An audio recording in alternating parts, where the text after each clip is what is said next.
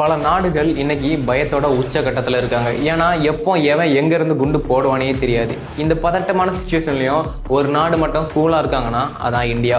அதுக்கு காரணம் நம்ம கிட்ட இருக்க அக்னி 5. அக்னிங்கிற பேரை கேட்டாலே பயப்படாத நாடுகளே கிடையாது. ஏன்னா அணு ஆயுதமா இருந்தா அதை ஏரோப்ளைன்ல கொண்டு போய் தான் போட முடியும். ஆனா நம்ம கிட்ட இருக்க அக்னி 5 அந்த அணு ஆயுதத்தையே உள்ள வச்சு எடுத்துட்டு போகக்கூடியது.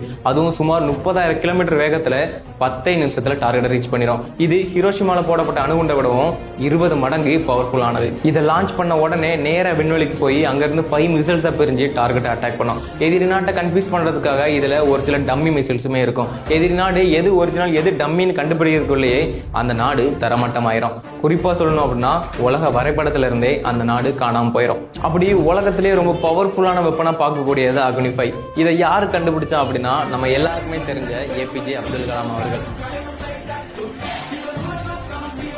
இந்த வீடியோ உங்களுக்கு பிடிச்சிருந்தா நம்மளை ஃபாலோ பண்ணிட்டு உங்களோட ஃப்ரெண்ட்ஸ் அண்ட் ஃபேமிலிக்கு ஷேர் பண்ணுங்க. நாளைக்கு இன்னொரு வீடியோல பார்க்கலாம்.